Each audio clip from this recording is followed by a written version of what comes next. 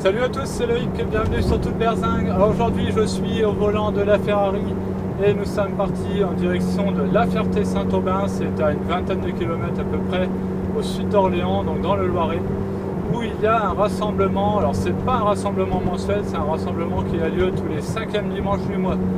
Et comme il n'y a pas toujours 5 dimanches dans un mois, du coup c'est pas tous les mois ce rassemblement.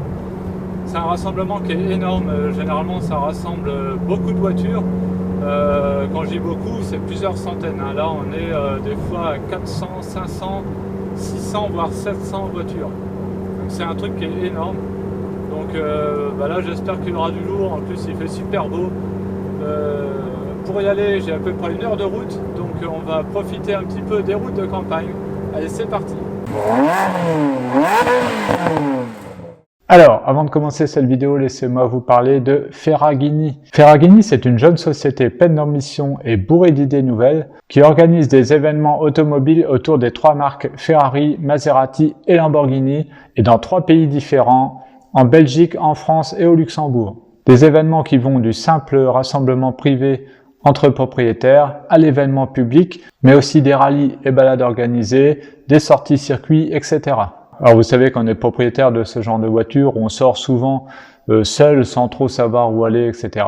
Donc là justement le but de Ferragini, c'est de rassembler les propriétaires de ces 3 marques de voitures pour qu'ils sortent leur voiture plus souvent et qu'ils ne soient plus seuls lors de leur balade. Donc vous trouverez le groupe privé Ferragini sur Facebook. Il est réservé uniquement aux propriétaires donc de Ferrari, Maserati et Lamborghini. Pour s'en assurer, il vous sera demandé une photo de la clé de votre voiture avec à côté un papier avec votre nom dessus, ce qui pourra prouver que vous êtes réellement propriétaire de la voiture que vous présentez. Et une fois sur le groupe, eh bien, vous serez averti en avant-première des événements et vous aurez droit aussi à des réductions pour ces événements.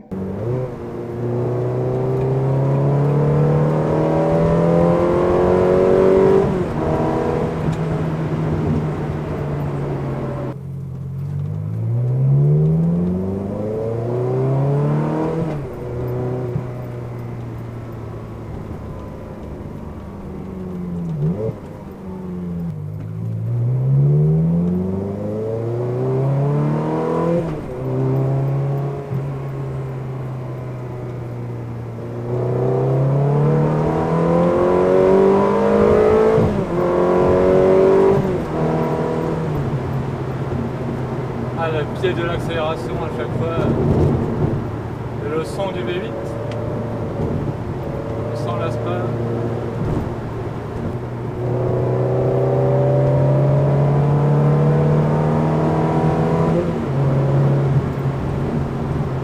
Petit Lotus, sympa, petit Lotus Elise, première génération.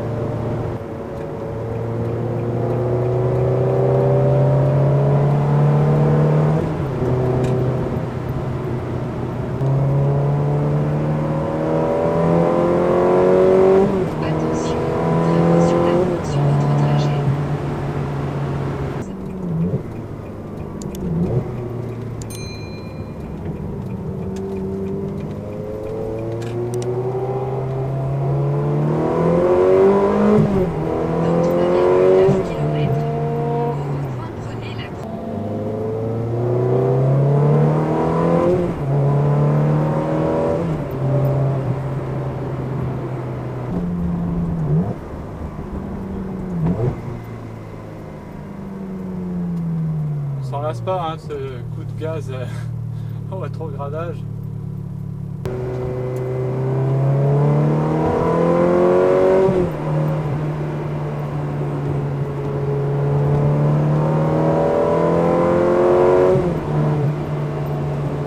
Allez, petit passage en ville pour profiter du son.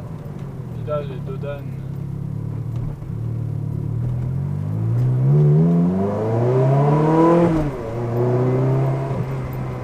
Passage des rapports, c'est violent quand même.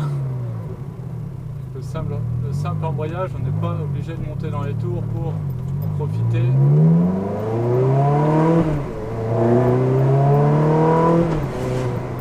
Bon. Et là, je roule pas vite.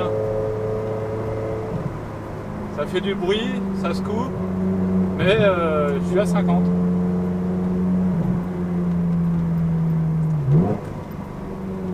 D'ailleurs, ça me fait marrer parce que des fois, les gens, ils nous voient passer. On a une voiture qui fait du bruit. Voilà, et du coup, ils disent ouais, il est passé au moins à 90-100. Bah non, en fait, on est à 50. Ça fait du bruit, c'est tout.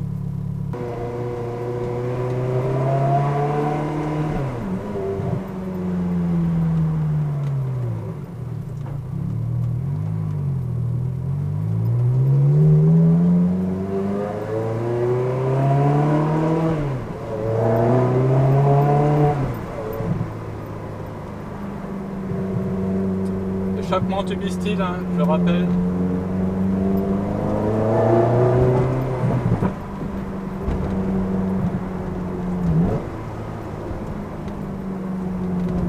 On joue avec la boîte juste pour le bruit, quoi.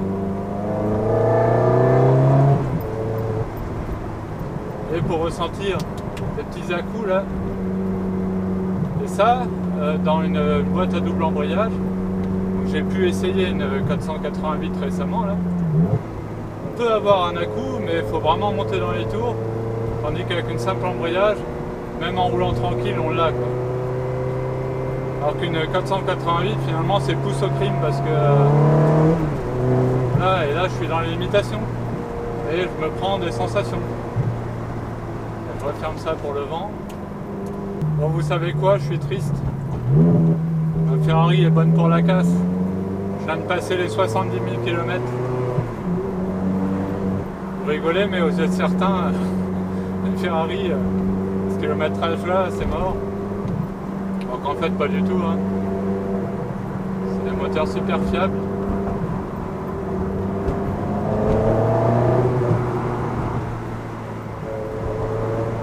Et au contraire, c'est signe qu'elle a roulé régulièrement, donc c'est signe de fiabilité. Vaut mieux, quand vous achetez une voiture, privilégier justement une Ferrari qui a un kilométrage ni trop élevé ni trop faible, parce que après, si c'est trop faible, eh bien vous risquez d'être embêté plus qu'autre chose, puisque comme j'arrête pas de le répéter, une voiture pour être fiable, elle doit rouler. Donc si elle reste, je sais pas combien de temps sans rouler, c'est source à emmerde. Et bon, bah écoutez ça.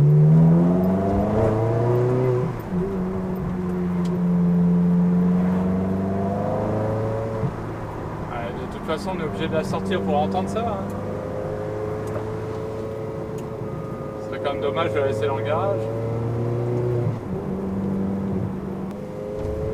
On va laisser partir un peu les gens devant. Et c'est parti.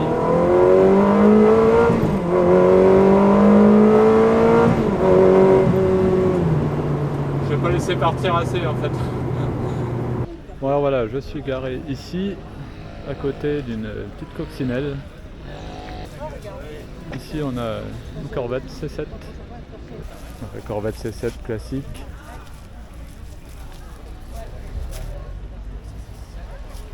À côté on a une Mégane 4 RS dans sa meilleure config je trouve, ce orange là, très beau. Après on continue ici, on a une Citroën SM. Alors c'est dommage parce que là pour une fois ils font toute la journée et apparemment ce matin il y a beaucoup plus de monde, mais moi je ne pouvais pas venir ce matin. Ce que je trouve surtout dommage c'est que les gens restent pas toute la journée quoi, ce genre de truc là, mais bon. Ici on a un Dodge Ram, énorme pick-up américain. À côté on a un Chevrolet Chevy Van. Ça j'adore, c'est vraiment typique américain là. Regardez déjà à l'avant, c'est hyper large, de la place, hein. On a des gros fauteuils, le lit derrière, la petite table ici, là, on a même un genre de télé là. Je sais pas faire. Petite coccinelle ici. Là, on a une Austin Lay, ça c'est très joli. Très classe. Côté, enfin derrière plutôt, on a une Chevrolet Camaro des années 70.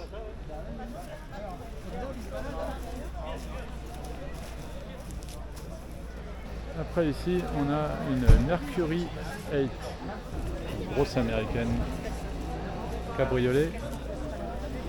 Là, on a une 4L. Peugeot 404. Une petite 4 chevaux. Renault 19 16S cabriolet. C'est assez rare ça. Hein. Par Carman. Toyota MR2. Toyota Supra ici. On a même maintenant des Twingo hein, dans les rassemblements parce que ça va devenir collector. Avec le drapeau français là sur la grille. Excellent. Une petite Escort cabriolet. Et Mazda RX-8 avec le moteur rotatif Wankel. Et le détail sympa aussi sur ces voitures, c'est les portes qui s'ouvrent comme ça de manière antagoniste.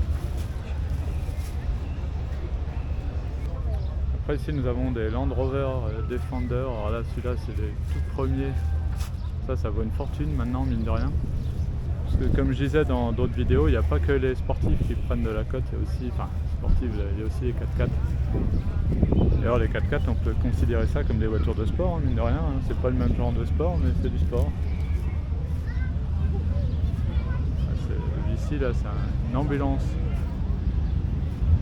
Ambulander ils appellent ça. Encore un ici. Et alors là c'est excellent, on a une Renault 11 électronique. Alors ça c'est top. La Renault 11 électronique elle parle et tout. Je sais pas si on va réussir à voir mais le tableau de bord il est pas comme sur les Renault 11 standard. C'est une voiture qui était vraiment en avance sur son temps. Donc, le tableau de bord est digital pour l'époque. Et la voiture parlait et tout ça quoi. Enfin à l'époque c'était vraiment futuriste. Ah bah dis donc c'est quoi ça? Une Clio cabriolet. Alors là j'avais jamais vu ça. Bon on ira la voir après. Là, on a un coupé Mercedes 250 SL. Alors, ce que j'aime bien dans ces Mercedes moi c'est l'intérieur. Le volant, déjà rien que le volant il est super. Et la partie centrale là qui est verticale, je trouve ça sympa aussi. Ensuite ici nous avons une Lotus Elise deuxième génération. Voilà, le Light is Right, un karting sur roue. Alors là nous avons une Fiat 131S. C'est assez rare ça. Là, on a un très joli Chevrolet pick-up. J'adore la config, enfin voilà, l'effet patiné comme ça. On a un gros moteur ici à l'américaine. Voilà, c'est très belle déco. L'intérieur.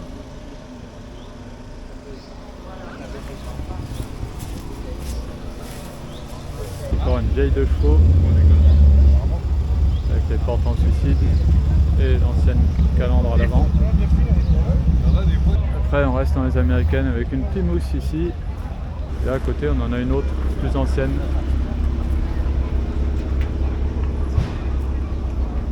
Là derrière on a une Hotchkiss Grégoire.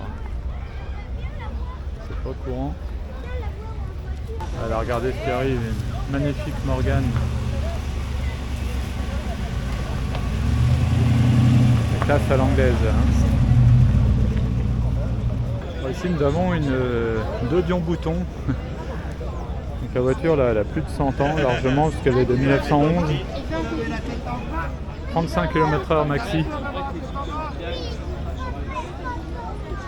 DE1 pour le modèle petit moteur. Hein. 6 chevaux, 720 cm3, de place comme ça. Alors ici nous avons une 308 préparée rallye. Voilà, regardez, rien à voir avec une 308 standard, hein. Elle a été complètement vidée, coursifiée, harnais, etc., arceau. Toyota MR, un petit roadster bien sympathique avec le moteur en position centrale arrière. Là on voit d'ailleurs les prises d'air pour le refroidir.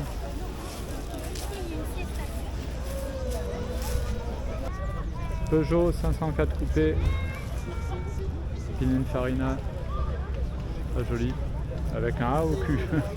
Elle est sympa là, la config de cette Camaro en bleu mat, c'est pas très courant avec les bandes blanches.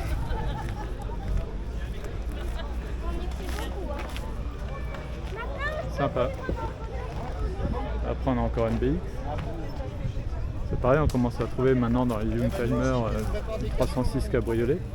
En jaune comme ça, je trouve que c'est très joli. Hein. Dessiné là aussi par Pininfarina. Un Jeep Wrangler. Austin Mini. Petite cabriolet Mercedes.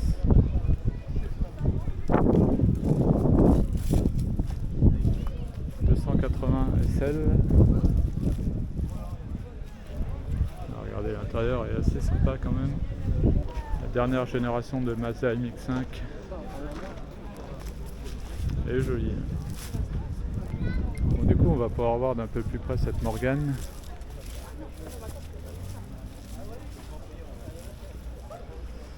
À l'intérieur j'adore les Morganes avec l'alu bouchonné, le cuir, le volant.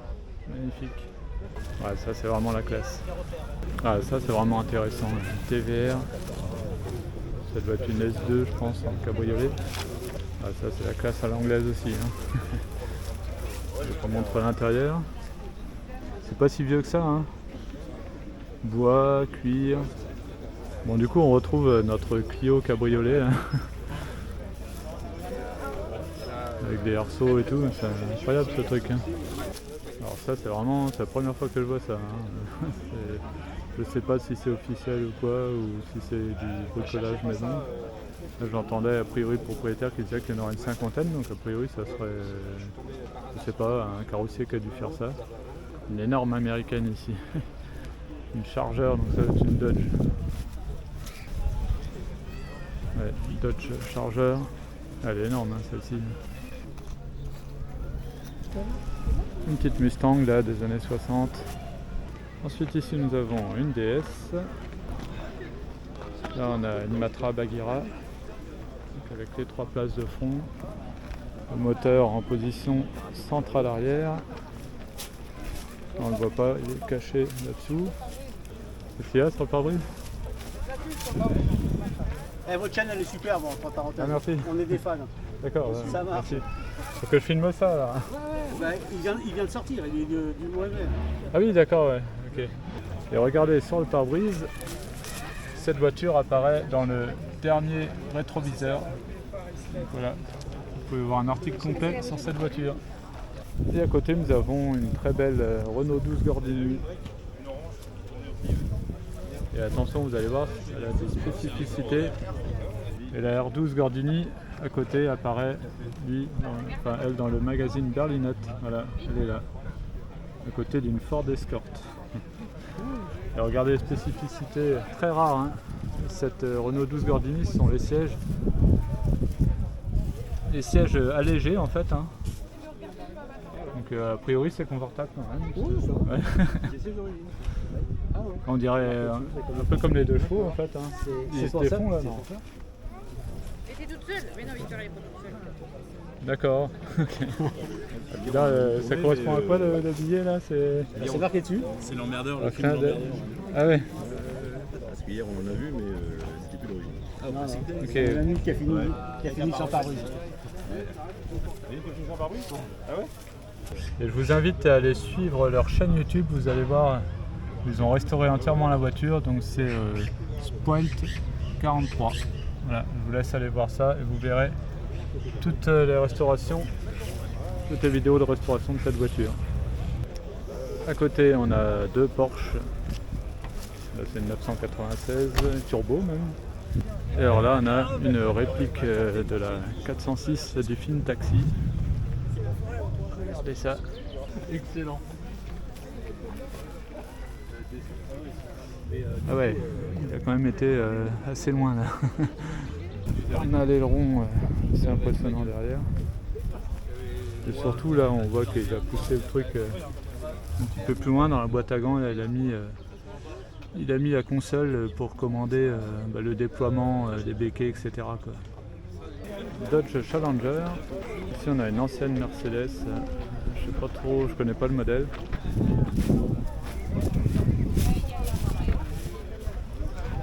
Après on a une Chevrolet, donc c'est une Fleetline a priori. Bon puis c'est bon, je suis pas le seul en Ferrari. Là on a une F430 Spider. Et puis on en a une deuxième à côté. 430 Spider. Ah puis tiens, je connais le propriétaire. Il y avait une 360 Spider avant, il a changé a priori. Voilà, le moteur V8 4x3. Très bel événement.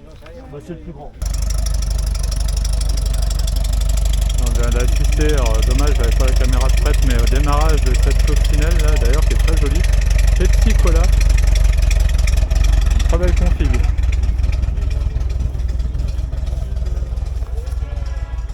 Alors à côté on a une 205 cabriolet et c'est une Roland Garros. Ça pareil, ça doit être un petit peu collector quand même. Ceinture rouge et tout, regardez le dessin des sièges. On a un combi Volkswagen.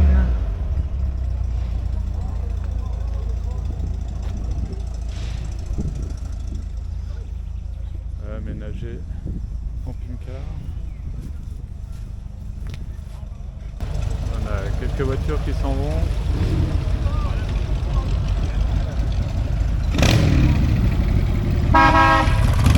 Moto pour les fans. Une Austin Mini. Une très belle 4 chevaux là. Une grosse américaine coupée encore là.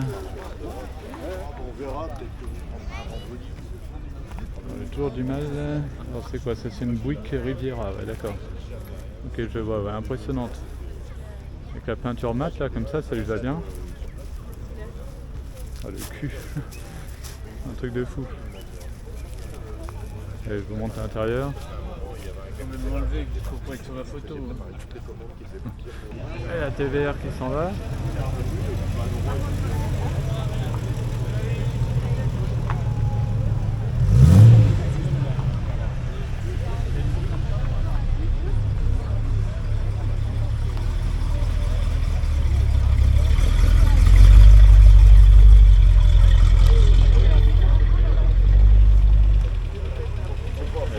Clio cabriolet qui s'en va également.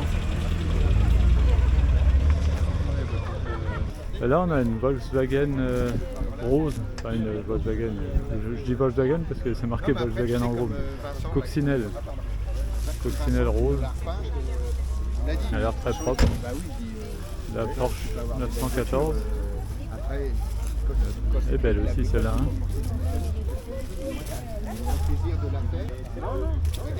Renault 12, une estafette.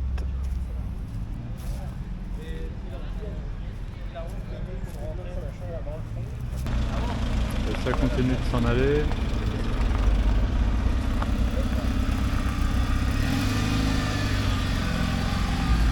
Alors là on a une petite alignée du coup là, de Mégane RS. On a 3 générations différentes, donc on a la première donc avec la Mégane 2 RS. Version F intime en plus. Donc là, Mégane 4 RS. En plus, j'avais pas fait gaffe tout à l'heure, c'est une Trophy. Et là, on a Mégane 3 RS Trophy également.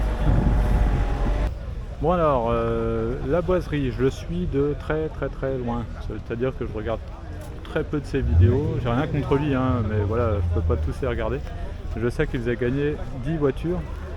Je sais plus si j'avais participé ou pas d'ailleurs au concours, je suis pas sûr. Et donc celle-ci, et elle a été gagnée par quelqu'un du coin, et donc la voilà ici, donc une M3, très belle. Voilà, c'est la coïncidence de tomber là-dessus.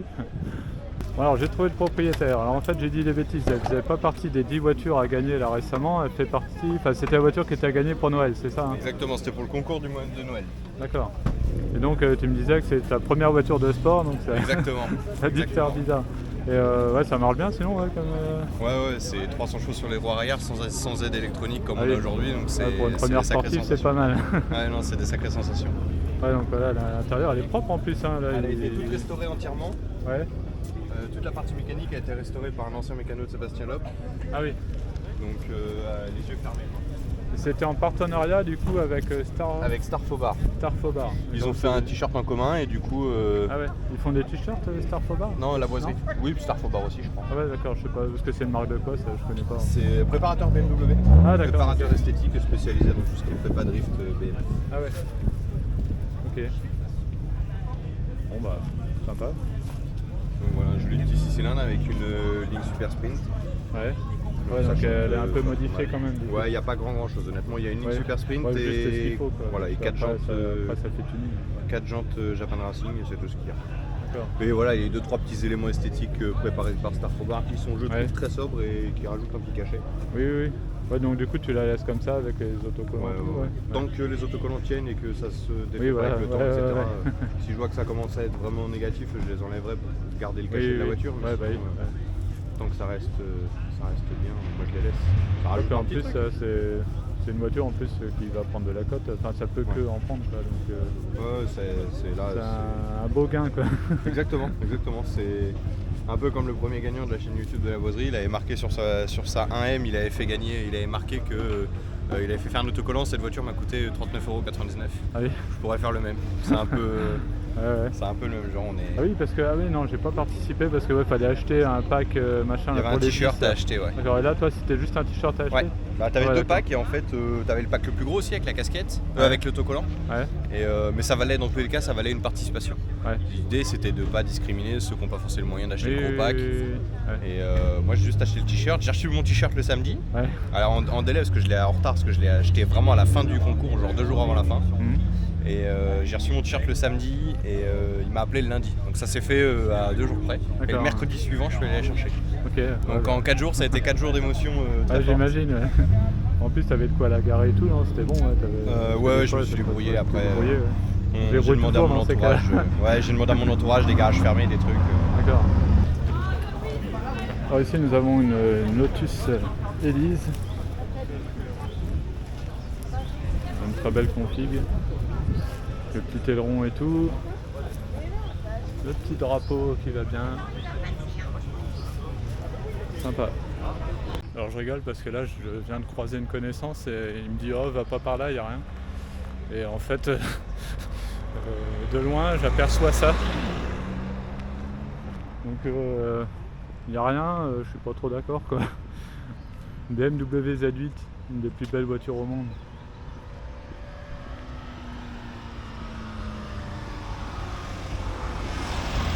Incroyable, c'est hyper rare comme voiture et moi qui suis pas je suis pas fan de BM, alors là on peut que aimer ça. Pour moi c'est vraiment une des plus belles voitures au monde parmi les récentes. Il n'y a pas photo quoi, regardez ça. Et l'intérieur ça fait néo-rétro en fait, c'est ça que j'aime bien. Si vous commencez à me connaître, vous savez que j'aime bien tout ce qui est néo-rétro. Et là regardez même l'intérieur, le volant, rien que le volant 3 branches là. C'est vraiment sympa et puis voilà, ça rappelle surtout les BMW 507. Non mais regardez-moi le design de cette voiture, franchement moi je m'en lasse pas, c'est trop beau. Là on retrouve, regardez, moi c'est aussi pour ça que j'aimais bien le design de la Z3 là, c'est les écopes sur les côtés là. C'est super. Alors ici petite coccinelle et à côté nous avons une Mercury Grand Marquis. Ça c'est sympa, ça fait vraiment la voiture américaine. Avec le chien là, bonjour.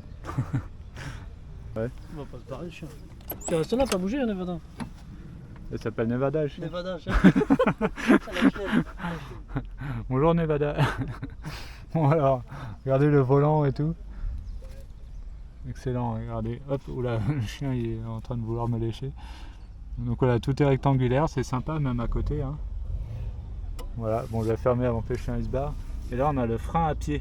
C'est pas un frein à main, c'est un frein à pied, c'est ça qui est sympa aussi sur les américaines. Ici nous avons une BMW 2002 TII. Bon si ça se dit comme ça, parce que moi je suis pas un grand connaisseur de BMW. Et là une petite Golf cabriolet pour les fans. Carman. Après en face on a une Fiat 500 Abarth. Alors ça c'est une voiture, j'aimerais bien vraiment l'essayer un jour parce que là je discutais récemment avec un propriétaire d'une Lamborghini qui a eu avant une McLaren, qui a eu d'autres Lamborghini avant, il a même une 360 Modena, etc. Et il a eu une centaine de voitures en tout. En fait il me disait que la voiture qu'il préférait conduire, eh bien, c'était celle-ci, bizarrement, alors qu'il a eu des voitures de dingue. Enfin il a toujours d'ailleurs des voitures de dingue, il a aussi une Lotus Exige V6 et tout. Les voitures qu'il préfère conduire c'est ça, c'est une Fiat 500 Abarth. Du coup, il faudrait un jour que j'en essaye une quand même. Après à côté on a encore une 350Z, une Nissan. Des voitures qui sont souvent utilisées pour faire du drift. Et celle-là, elle a l'air d'être un petit peu modifiée. Enfin, déjà l'aileron, c'est sûr que c'est pas d'origine. Lotus Elise. Encore une. Bon bah ça c'est vraiment sympa. Hein. Voilà. Encore une Abarth là, une 595. Je pense que c'est les meilleurs modèles. 595 Competition. Dans une très belle config là avec ce bleu nuit.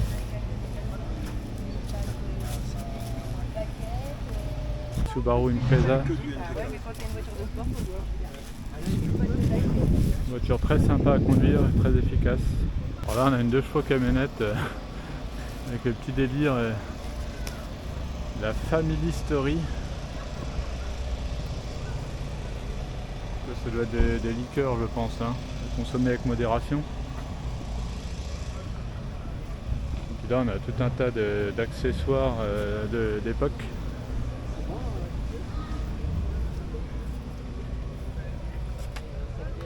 C'est sympa, hein, banana et tout. Ça rappelle sûrement des souvenirs, pas mal d'entre vous. Là, on a même des petits jeux, des choses. Bon, du coup là on a garé 2 Ferrari, l'une à côté de l'autre, donc la F430 Spider et ma 360 Modena. Et là il y a un copain qui vient d'arriver avec son Aston Martin V8 Vantage, magnifique. Alors j'avais encore jamais vu depuis qu'il a acheté. Très très belle config, gris avec les jantes noires. Moi je travaille dans intérieur. je travaille dans les garanties mécaniques et j'étais super belle voiture hein, de toute façon. V8 Vantage. Ah, voilà, puis l'arrière, incroyable hein, cette voiture. Alors là, il y a une petite nouvelle qui s'est rajoutée à la lignée, Clio 4 RS. Bon, par contre, ça m'a pas l'air tout à fait d'origine. Et une autre ici, enfin châssis cut. L'autre peut-être aussi, hein, d'ailleurs, c'est pas forcément marqué dessus. Vraiment du V8.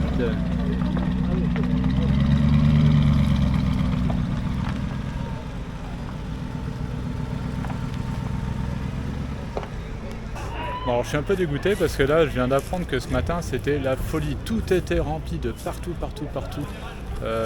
Peut-être 600 voire 700 voitures, il y avait une 430 Scuderia, 296 GTB, une Portofino, enfin des voitures de dingue, des Aston Martin, etc.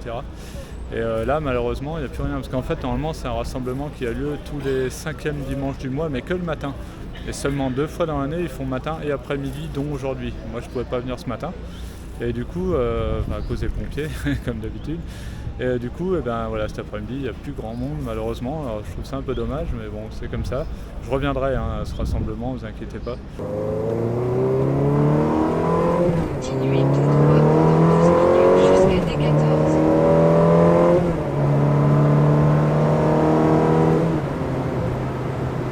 Bon, bien voilà pour ce rassemblement.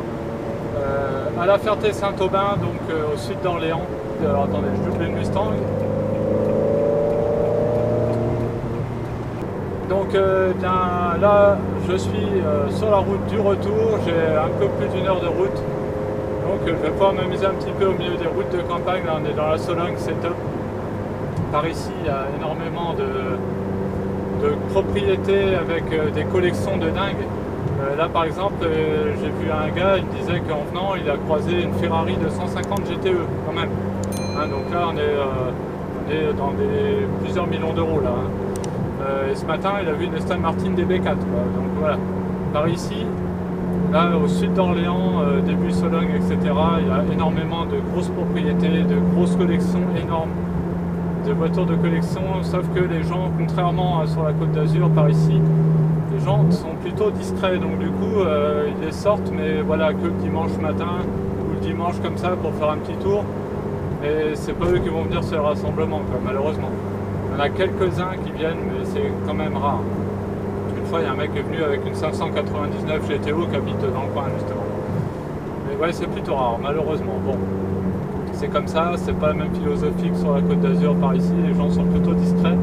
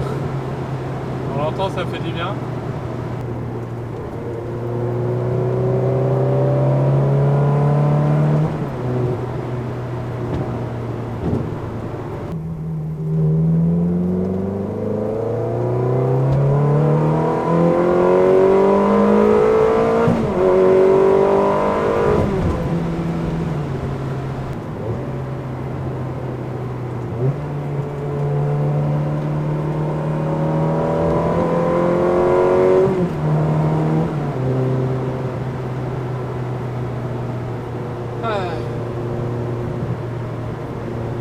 m'en lasse pas.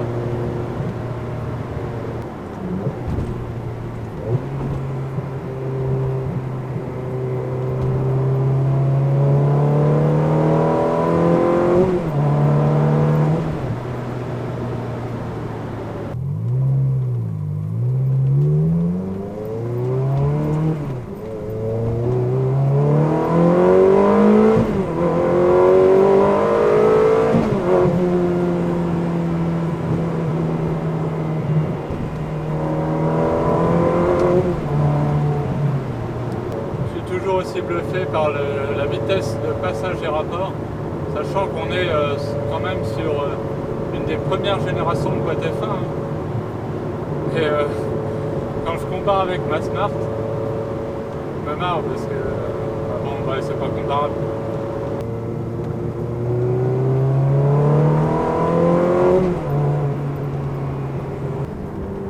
Bon, et bien voilà, là je me suis bien amusé avec la Ferrari, donc j'espère que ça vous a plu.